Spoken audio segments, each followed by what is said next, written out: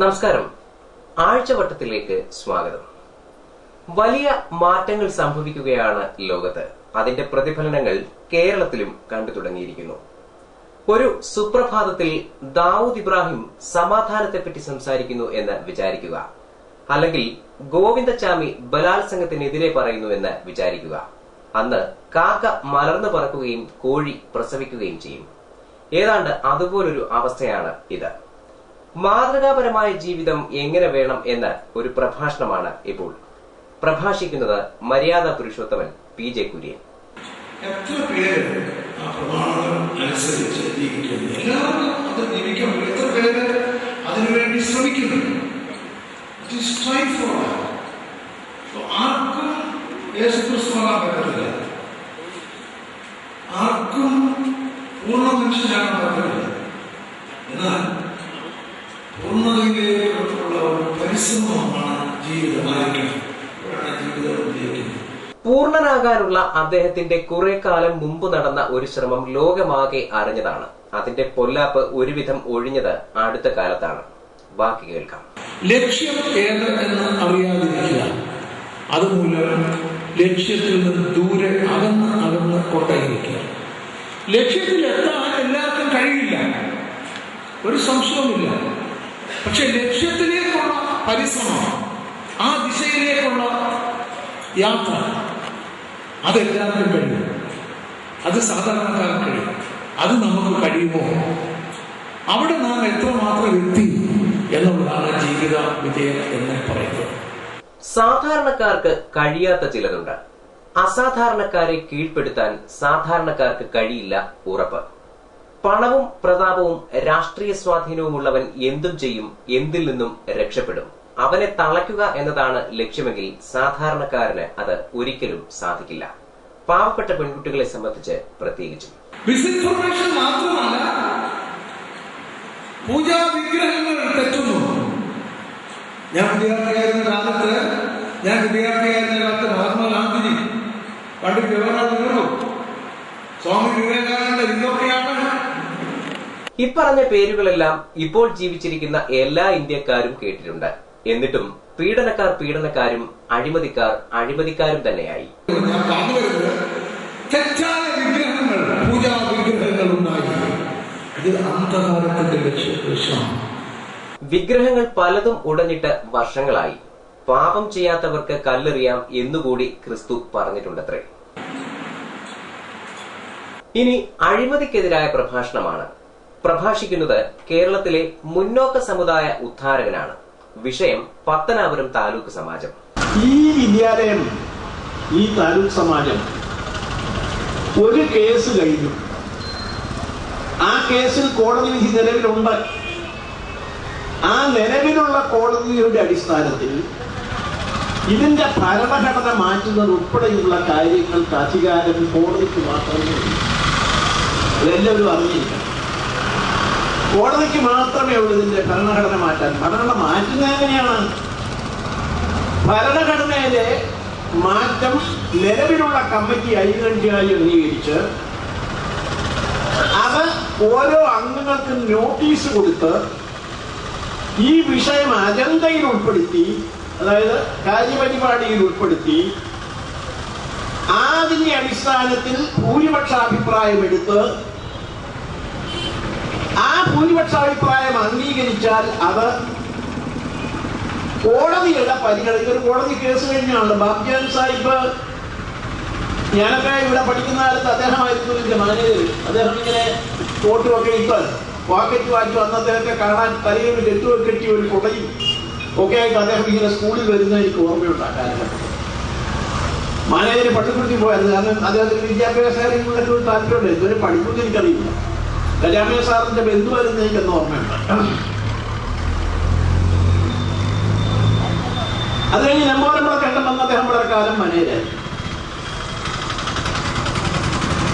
അന്നൊന്നും ഇതുപോലെ തണ്ടും ബഹളമൊന്നുമില്ല. അപ്പൊ ഈ രേഖ കൊല്ലം ജില്ലാ കോടതി കൂടി അംഗീകരിച്ചാൽ മാത്രമേ നിയമമാകൂ. പക്ഷെ അങ്ങനെ നിയമമാകുമ്പോൾ ഞാൻ എറണാകുളത്ത് ഒരു പ്രസിദ്ധനായ ഭാഷയോട് ഞാൻ ചോദിച്ചു, രാവിലെ ഇങ്ങോട്ട് തിരിക്കുന്നതിനുണ്ടോ, രാവിലെ അല്ല വൈകിട്ട് തിരിക്കുന്നതിനുണ്ടോ? അദ്ദേഹം പറഞ്ഞു, ഈ ഭേദഗതി അവതരിപ്പിക്കുന്നത് പോലും കോടതിയുടെ അനുവാദത്തോടുകൂടിയേ പാടുള്ളൂ എന്നാണ് എന്റെ വിശ്വാസം. നോക്കി പറയാൻ പറ്റുള്ളൂ. പത്തനാപുരം താലൂക്ക് സമാജത്തിന്റെ ബൈലോ മാനേജർ തന്നിഷ്ടപ്രകാരം ഭേദഗതി ചെയ്തു. പത്തനാപുരം താലൂക്ക് സമാജത്തെ അസ്ഥിരപ്പെടുത്തി ചാരിറ്റബിൾ സൊസൈറ്റിയാക്കി രജിസ്റ്റർ ചെയ്തു. സമാജത്തിന്റെ കോടിക്കണക്കിന് സ്വത്തുക്കൾ മാനേജർ വിഴുങ്ങി എന്നൊക്കെ സമാജം അംഗങ്ങൾ പറയുന്നു. ഈ അഴിമതിക്കെതിരെ പ്രതികരിക്കാൻ സമാജമംഗങ്ങളുടെ കർമ്മസമിതി യോഗം ചേർന്നപ്പോൾ ഉദ്ഘാടകനായെത്തിയത് ജീവിതത്തിൽ ഇന്നുവരെ ഒരു അഴിമതി ആരോപണം പോലും നേരിട്ടിട്ടില്ലാത്ത പരിശുദ്ധനും നിർമ്മലനും നിഷ്കളങ്കനുമായ പിള്ള. ഞാനിതിന്റെ ഒരു അംഗമാണ്, ഒരു പഴയ അംഗമാണ്. എനിക്ക് ശേഷം പിന്നെ 100 ആയിരക്കണക്കിന് അംഗങ്ങൾ വന്നു കാണും. ഞാനൊരു വളരെ പഴയ അംഗമാണ്. ഇച്ചിരി മേൽവിലാസമുള്ളതാണ് ഞാൻ. എനിക്ക് പോലും ഒരു നോട്ടീസ് കിട്ടിയില്ല. എനിക്ക് പോലും ഇതിൽ അംഗമായ എന്നെ ഇത് പാസ്സാക്കുകയാണെങ്കിൽ എനിക്ക് മാനേജരാകണ്ട, പ്രസിഡന്റ് ആകണ്ട, സെക്രട്ടറി ആകണ്ട, ഒന്നും ആകാൻ ഞാൻ വന്നിട്ടുള്ളത് എനിക്ക് താല്പര്യമില്ല. ഇനിയും ആകണ്ട. അപ്പൊ ഇനി ചെയ്തിരിക്കുന്നത് നിയമത്തിന്റെയോ ന്യായത്തിന്റെയോ മുമ്പിലല്ല. 3 കൊല്ലത്തേക്ക് തെരഞ്ഞെടുക്കപ്പെട്ട ആളുകൾ ഞങ്ങൾ 5 കൊല്ലം ഇരിക്കുമെന്ന് പറഞ്ഞാൽ ഇപ്പൊ മൻമോഹൻ സിംഗും സോണിയാഗാന്ധിയും കൂടി ഞങ്ങളുടെ കാലാവധി ഞങ്ങൾ 5 കൊല്ലം എന്നുള്ളത് 10 കൊല്ലം ആക്കിയിരിക്കുന്നു. പാർലമെന്റ് അറിയാതെ പറയുന്നതിന് തുല്യമാണ്. സംഗതി ന്യായമാണെങ്കിൽ പറയുന്നത് പിള്ളയായാലും PC ജോർജ് ആയാലും നമ്മൾ അംഗീകരിക്കണം. അപ്പോൾ മറുവാദവും കേൾക്കണം. കോടികൾ വിഴുങ്ങി എന്ന് പറയുന്ന മാനേജർ മറുപടി പറയട്ടെ. പത്തനാപുരം താലൂക്ക് സമാജത്തെ പറ്റി ഈയിടെയായിട്ട് പത്രങ്ങളിലും മറ്റ് ദൃശ്യ മാധ്യമങ്ങളിലും ഒക്കെ ഞാൻ 100 കോടി വെട്ടിക്കുവാൻ ശ്രമിക്കുന്നു എന്നുള്ള ഒരു കള്ളപ്രചരണം നടക്കുന്നതായി അറിയുന്നു. അതൊരു കള്ളപ്രചരണമായിരുന്നു. നിഷ്കളങ്കനും പൊതുപ്രവർത്തകനും കൂടിയായ മാനേജരെ കുറിച്ച് കള്ളപ്രചരണം നടത്തിയ സമാജമംഗങ്ങളോട് പതിവ് പോലെ ദൈവം ചോദിക്കും. യഥാർത്ഥത്തിൽ കഴിഞ്ഞ 3 വർഷം മുമ്പ്, അതായത് 2009 ഡിസംബർ 12-ാം തീയതി സമാജത്തിലേക്കുള്ള തെരഞ്ഞെടുപ്പിൽ ഒരു പാനൽ വെക്കുകയും ആ മുഴുവൻ പാനൽ ഉൾപ്പെട്ട മുഴുവൻ പേരെ വിജയിപ്പിക്കുവാനും നമ്മുടെ പുനലൂരിലെ പത്തനാപുരം താലൂക്കിലെ ഇതിന്റെ വോട്ടവകാശമുള്ളവർ എന്നെ വിശ്വസിച്ച് ഈ സ്കൂളുകളുടെ ചുമതലയും എല്ലാ സ്കൂളുകളുടെ ചുമതലയും ഏൽപ്പിച്ചതാണ്. അതൊരു തെറ്റായ തീരുമാനമായി പോയെന്നാണ് ഇപ്പോൾ അവർ പറയുന്നത്. ഞാൻ 100 കോടി വെട്ടിക്കുവാൻ ശ്രമിക്കുന്നു എന്നുള്ള ഒരു കള്ളപ്രചരണം നടക്കുന്നതായി അറിയുന്നു. ഞാൻ കുറ്റപ്പെടുത്താനോട് ചോദിച്ചോ പറഞ്ഞു, തുകയത്രയെന്ന് അദ്ദേഹം പറഞ്ഞില്ല. പക്ഷെ ഞാൻ മനസ്സിലാക്കുന്നത് പാടിട്ട് കിടക്കാൻ പോവാ. 1.5 കോടി രൂപ ചിലരുടെ കയ്യിലായിട്ടുണ്ട്. അതിനിവിടുത്തെ രാഷ്ട്രീയ കക്ഷികൾ കൂട്ടുനിൽക്കുന്നത് മഹാതെണ്ടിത്തരമാണ് എന്ന് മാത്രമേ പറയാൻ ഞാൻ ആഗ്രഹിക്കൂ. ഇനി കുറച്ചു നേരം അവതാരകന് മൗനമാണ്. പകരം മാനേജരും പിള്ളയും കുറച്ച് കാര്യങ്ങൾ പറയും. മനസ്സിലാക്കാൻ പറ്റുന്ന കാര്യങ്ങൾ അതിന് ശേഷിയുള്ളവർ മനസ്സിലാക്കട്ടെ. യഥാർത്ഥത്തിൽ കഴിഞ്ഞ 3 വർഷം മുമ്പ്, അതായത് 2009 ഡിസംബർ 12-ാം തീയതി സമാജത്തിലേക്കുള്ള തെരഞ്ഞെടുപ്പിൽ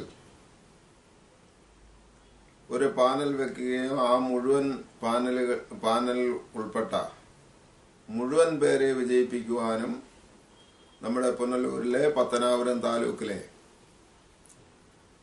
ഇതിന്റെ വോട്ടവകാശമുള്ളവർ എന്നെ വിശ്വസിച്ച് ഈ സ്കൂളുകളുടെ ചുമതലയും എല്ലാ സ്കൂളുകളുടെ ചുമതലയും ഏൽപ്പിച്ചതാണ്. ഞാൻ തെരഞ്ഞെടുക്കപ്പെട്ട സ്കൂളിന്റെ ഒക്കെ പ്രതിനിധിയാണ്. എന്താണെന്നറിയാമോ എന്റെ വ്യവസ്ഥ? ഞാൻ ഇറങ്ങിയപ്പോ കൊണ്ടുകൊണ്ട് വന്നതാണ് തെറ്റാതിരിക്കാൻ. കേരള വിദ്യാഭ്യാസ നിയമത്തിന് ചട്ടത്തിന് ഒരു വ്യവസ്ഥയുണ്ട്. എന്താ വ്യവസ്ഥയെന്നും കൂടെ നിങ്ങൾ അറിഞ്ഞിരിക്കണം. ഈ ഇതുപോലെയുള്ള എഡ്യൂക്കേഷന് വ്യക്തിക്ക് കുഴപ്പമില്ല, വ്യക്തി മാനേജർക്ക് കുഴപ്പമില്ല. ഇപ്പൊ ബിഷപ്പിന്റെ സ്കൂളിലാണ് അദ്ദേഹത്തിന് എല്ലാ അധികാരവും ഉണ്ട്. എന്നാൽ ഇങ്ങനെയുള്ള ഇൻസ്റ്റിറ്റ്യൂഷൻസിൽ, ഇൻസ്റ്റിറ്റ്യൂഷൻ തന്നെ ഇംഗ്ലീഷിലാണ് പറഞ്ഞിരിക്കുന്നത്, ലീഗലി ഓതറൈസ്ഡ് ഡെലിഗേറ്റ് മാത്രമാണ് മാനേജർ. Legally authorised delegate. എല്ലാവർക്കും ഇംഗ്ലീഷ് മനസ്സിലാവും, ഞാൻ ഒന്നുകൂടെ പറയാം. നിയമപരമായി ചുമതലപ്പെടുത്തിയിരിക്കുന്ന ഒരു പ്രതിനിധി മാത്രമാണ് മാനേജർ. ചുമതലപ്പെടുത്തിയിരിക്കുന്ന. എന്റെ അച്ഛൻ എനിക്ക് പള്ളിക്കൂടങ്ങളുടെ മാനേജ്മെന്റ് എനിക്ക് കിട്ടിയതുപോലല്ല. നാളെ വടക്കടി സ്കൂളിന്റെ മാനേജർ സ്ഥാനം ഞാൻ ഒഴിഞ്ഞാൽ NSS യൂണിയന്റെ പ്രസിഡന്റ് എന്നുള്ളതിലുള്ള എന്റെ അധികാരം അനുസരിച്ച് അടുത്തു വരുന്ന പ്രസിഡന്റിനെ ആരും എഴുതി കൊടുക്കണ്ട, DO തന്നെ മാനേജരായി ചെയ്യുക. കാരണം authorised by the taluk union to act as manager of the school. ഇവിടെ എഡ്യൂക്കേഷൻ ഏജൻസി എന്ന് പറയുന്ന താലൂക്ക് സമാജത്തിന്റെ അധികാരപ്പെടുത്തിയിട്ടുള്ള ഒരു ഡെലിഗേറ്റാണ്. അങ്ങനെയുള്ള സെക്രട്ടറിക്ക് എങ്ങനെ അയൽപ ചെയ്യാൻ പറ്റുന്നു, അല്ലെങ്കിൽ പ്രസിഡന്റ് മാനേജർക്ക് എങ്ങനെ അയൽപ ചെയ്യാൻ പറ്റുന്നു? മുങ്ങിക്കൊണ്ടിരുന്ന പത്തനാപുരം താലൂക്ക് സമാജം എന്ന പ്രസ്ഥാനം ആദ്യമായി എന്റെ കയ്യിൽ നിന്ന് സ്വന്തം കാശ് മുടക്കി ഹൈക്കോടതിയിൽ പോയി മുൻ ഭരണസമിതിയുടെ കയ്യിൽ നിന്ന് തെരഞ്ഞെടുക്കപ്പെട്ടിട്ടും 6 മാസം കഴിഞ്ഞ് അധികാരം നേടിയെടുക്കേണ്ട ഒരു സാഹചര്യമുണ്ടായിരുന്നു. ഡിസംബർ 12-ാം തീയതി തെരഞ്ഞെടുക്കപ്പെട്ട ഞങ്ങൾ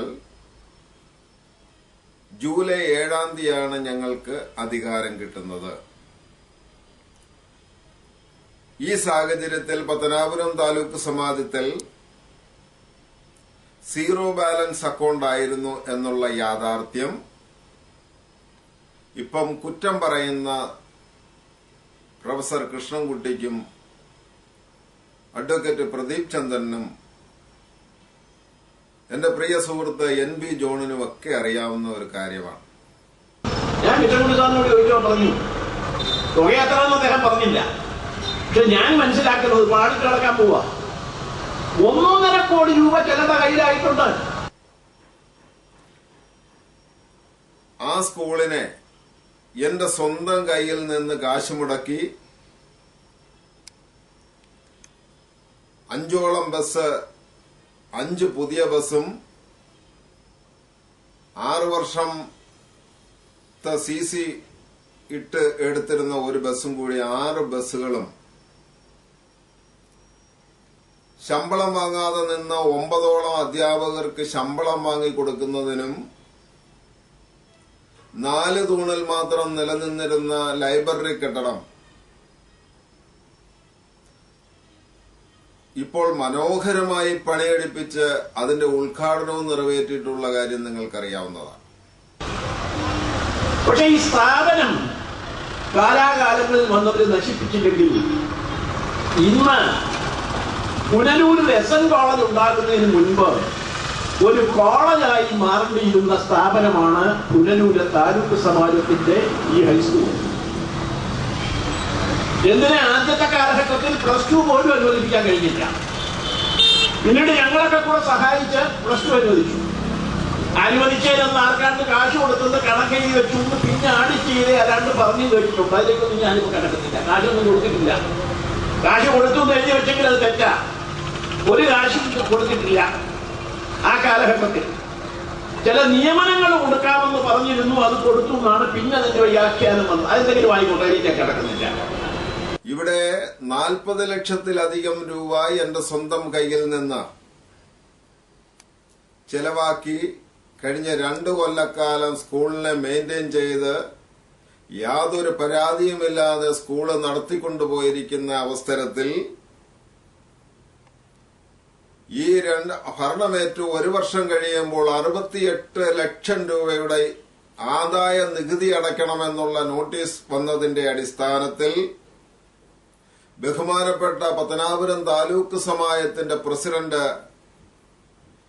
ഇതിനെ എങ്ങനെ മറികടക്കാനാവും എന്ന ഉപദേശം തേടുന്നതിന് വേണ്ടി ചാർട്ടേഡ് അക്കൗണ്ടിനെ കാണുവാൻ കമ്മിറ്റി അനുവാദം കൊടുത്തു.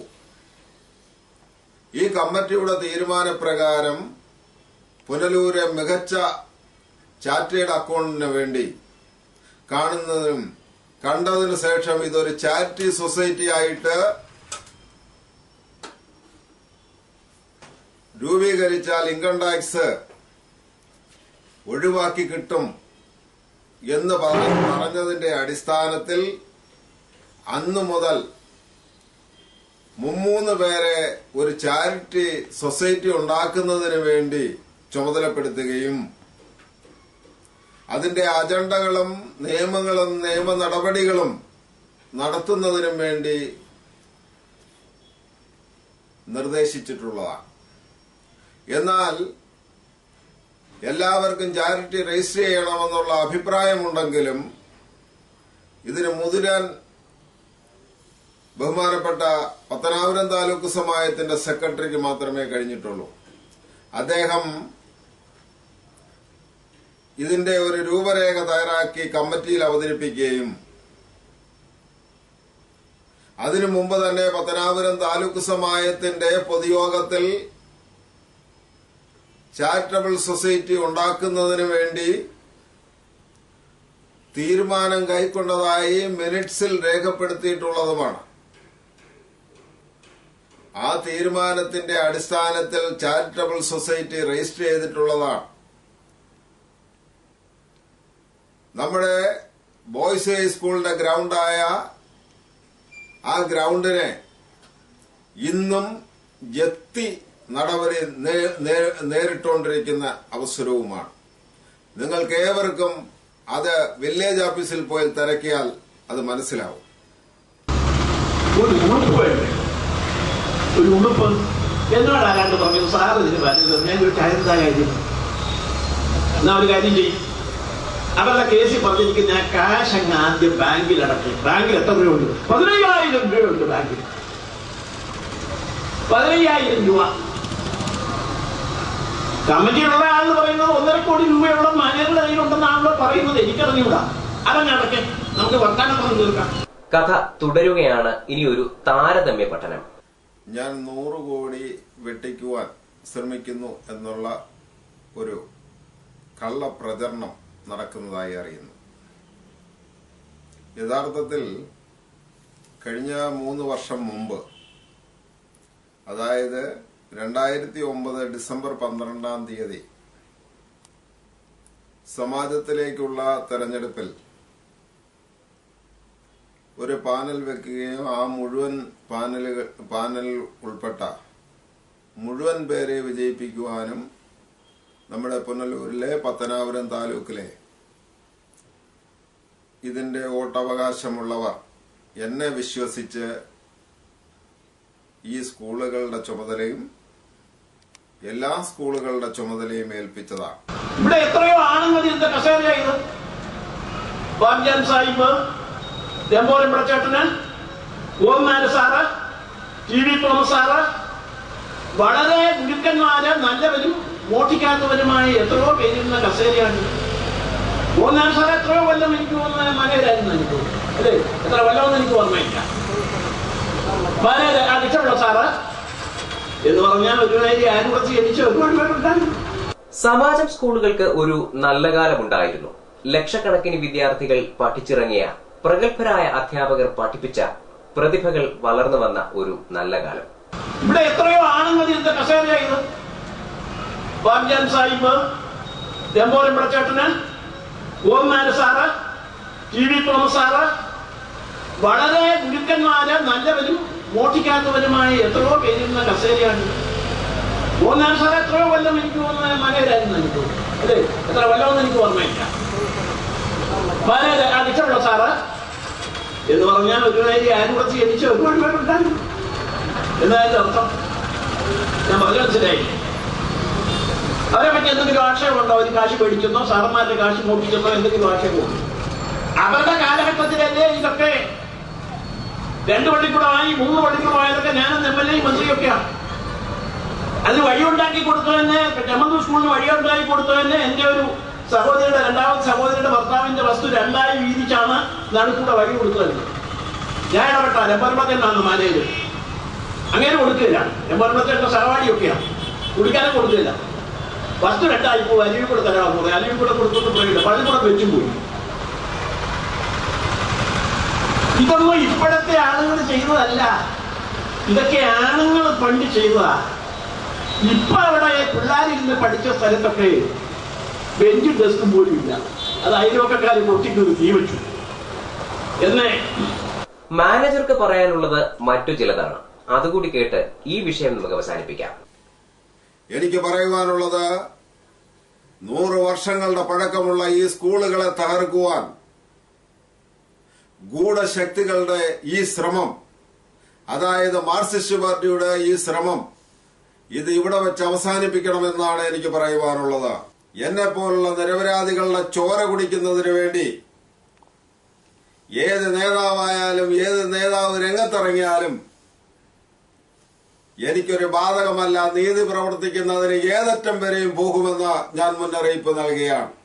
ഇത്തരത്തിലുള്ള ക്രിയകളൊക്കെ മാറ്റിവെച്ച നമ്മുടെ പുരാതനമായ സമാജ സ്കൂളുകൾ ഭംഗിയായി മുന്നോട്ട് കൊണ്ടുപോകുവാൻ സഹായിക്കുവാൻ ഞാൻ നിങ്ങളോട് അഭ്യർത്ഥിക്കുകയാണ്. ഇതെല്ലാം ജനങ്ങൾ തിരിച്ചറിയണമെന്ന് മാത്രം അഭ്യർത്ഥിച്ചുകൊണ്ട് നിർത്തട്ടെ. നന്ദി, നമസ്കാരം. കാര്യങ്ങൾ കുറേശ്ശെ എല്ലാവർക്കും പിടികിട്ടിയിട്ടുണ്ടാവും. നേരിട്ട് നോക്കിയാൽ കാണാത്ത ചില കളികൾ പിന്നാമ്പുറത്ത് നടക്കുന്നുണ്ട്. അത് പിന്നാലെ പുറത്തു വരട്ടെ, അതുവരെ നമുക്ക് കാത്തിരിക്കാം. ഇനിയൊരു ബോധവത്കരണ പരിപാടിയാണ്. തുടക്കത്തിൽ പറഞ്ഞതുപോലെ മാറിയ കാലത്തിന്റെ പ്രതിനിധിയാണ് സംസാരിക്കുന്നത്. ആനപ്പുറത്തിരുന്നതിന്റെ തഴമ്പ് സ്വന്തമായിട്ടുള്ളതിന്റെ അഹംഭാവം ലവലേശം ഇല്ലാത്തയാളാണ്. പ്രത്യേകം ശ്രദ്ധിക്കണം.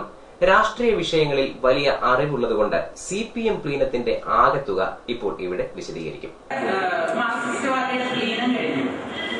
എന്തായാലും ഉണ്ടായത് അവരുടെ വിഭാഗീയത ശരിക്കും പുറത്തു വന്നു. അച്യുതാനന്ദൻ ഇന്നലെ പനിയാണെന്ന് പറഞ്ഞത് അദ്ദേഹത്തിന് പനിയൊന്നും ഇല്ലാതെ അതേമാതിരി പോയിട്ട് പ്രസ്താവന ഇറക്കിയാണ്. അദ്ദേഹത്തിന് പനിയൊന്നും ഉണ്ടായിട്ടില്ല, കാരണം അദ്ദേഹം അത്രയും അവമാനിച്ചിട്ടാണ് പറഞ്ഞത്. അപ്പൊ അവര് തമ്മിലുള്ള വിഭാഗീയത ഇത് മുതലെടുക്കാൻ പോലും നമ്മൾ മുൻകൈ എടുക്കണം. കാരണം അവര് തമ്മിൽ ഇപ്പൊ കണ്ടാൽ പോലും ഒരു, ഞാൻ പണ്ടൊരിക്കൽ ചോദിച്ചിട്ടുണ്ട്, ഇവരെ തമ്മിൽ ഒരു സ്റ്റേജിൽ കാണാൻ നമുക്ക് ഭാഗ്യം ഉണ്ടാവുകയാണ്. അതിനാകെ ഭാഗ്യം ഉണ്ടായതെന്ന് തിരുവനന്തപുരത്ത് ഒരു പ്രശ്നം വന്നപ്പോൾ അവർ ഒരുമിച്ച്.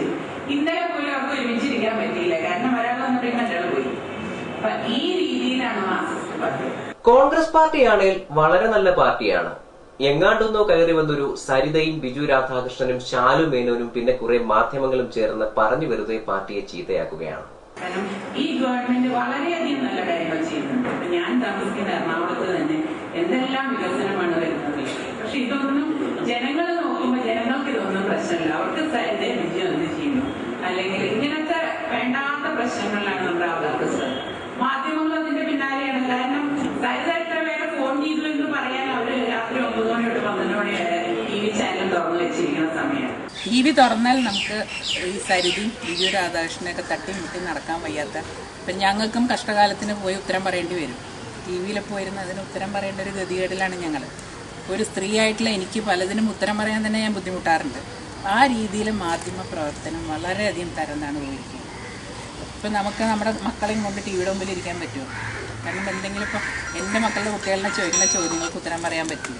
അപ്പം ആ രീതിയിൽ മാധ്യമ പ്രവർത്തനം അതപ്പതിച്ചു പോയിരിക്കുന്നു. കാര്യങ്ങൾ ഇത്രയൊക്കെ ആയ സ്ഥിതിക്ക് ആഴ്ചവട്ടത്തിന് ഒരു സംശയമുണ്ട്. സ്വന്തം അവസ്ഥ എങ്ങനെയാണ്? അച്ഛന്റെ തണലിൽ വളരാൻ ശ്രമിച്ച് പരാജയപ്പെട്ട മകൾ എന്ന ചീത്തപ്പേര് അടുത്ത കാലത്തെങ്ങാനും മാറുമോ? ഒരു കാലത്ത് ഞാനും പാർട്ടിയുടെ പോക്കിനെ പറ്റി വളരെയധികം സങ്കടപ്പെട്ടിരുന്നു. പക്ഷെ ഇന്നിപ്പോ ഒരു ആശ്വാസമുണ്ട്. ഏറെ രാഷ്ട്രീയവുമായി ഇത്തവണയും ആഴ്ചവട്ടം അവസാനിക്കുന്നില്ല. കൂടുതൽ വാർത്തകൾക്കും ദൃശ്യങ്ങൾക്കും www.livewarta.com സന്ദർശിക്കുക. നമസ്കാരം.